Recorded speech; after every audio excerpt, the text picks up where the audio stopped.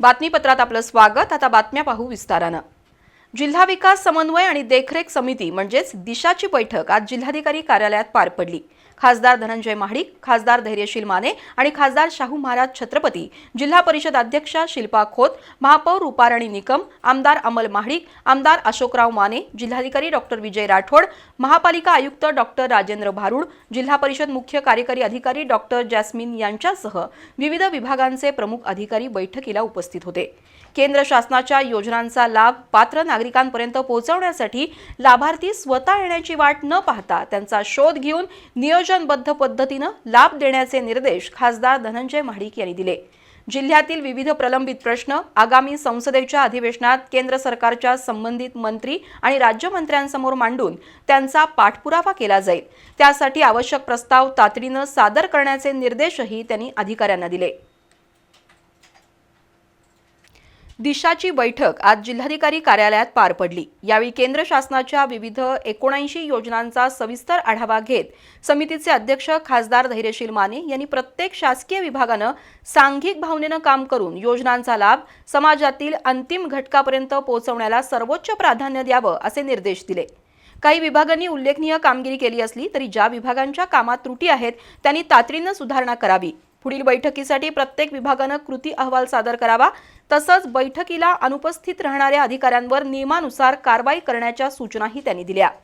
आणि जे आज गैरहजर असतील एचओडीजनी हजर राहणं हे क्रमप्राप्त आहे। स्वतः जर जिल्हाधिकारी सगळेच या ठिकाणी असणारे लोकप्रतिनिधी आमदार खासदार त्या ठिकाणी मीटिंगला उपस्थित असतील तर त्या डिपार्टमेंटच्या प्रमुखांनाच इथं उपस्थित राहणं आणि त्याचं उत्तर देणं हे या ठिकाणी अभिप्रेत आहे। त्याची कॉग्निझन्स सन्माननीय जिल्हाधिकारी महोदयाने या ठिकाणी घेतलाय आणि पुढच्या मीटिंगमध्ये ती दुरुस्ती होईल असं या ठिकाणी संकेत दिले। त्याच्यावर सुद्धा आता मी मीटिंगमध्येच त्याच्यावर ताशिरे ओढलेले आहेत आणि मी या ठिकाणी जिल्हाधिकारी त्याच्या बाबतीत उचित कारवाई त्या ठिकाणी करतील, कारण मीटिंगला येताना पूर्वतयारी निश्चित या ठिकाणी सर्व अधिकाऱ्यांनी येणं क्रमप्राप्त आहे। कोल्हापूर हा प्रत्येक क्षेत्रात अग्रेसर राहणारा जिल्हा असून सर्वांच्या सहकार्याने विकासाला अधिक बळ मिळेल असा विश्वासही त्यांनी व्यक्त केला।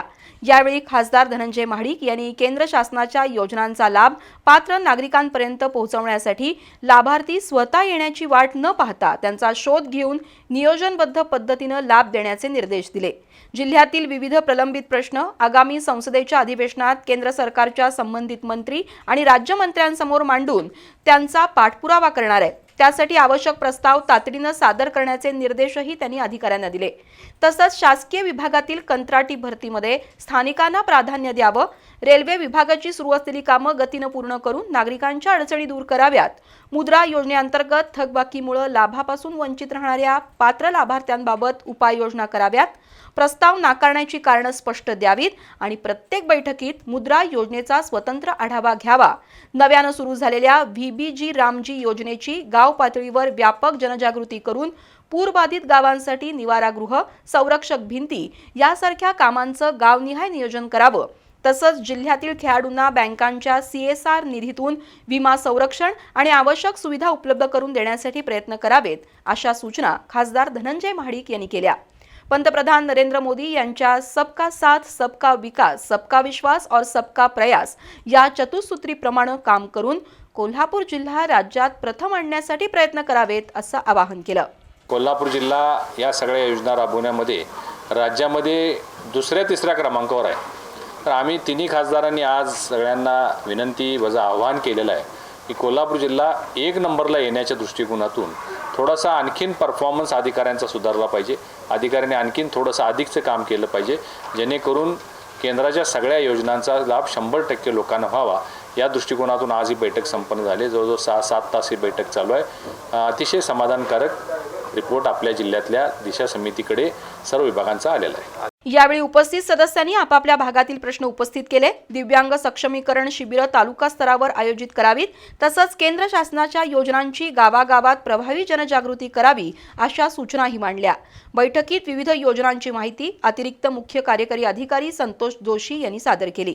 जिल्ह्यातील स्थानिक स्वराज्य संस्थांचे पदाधिकारी आणि अधिकारी यावेळी उपस्थित होते।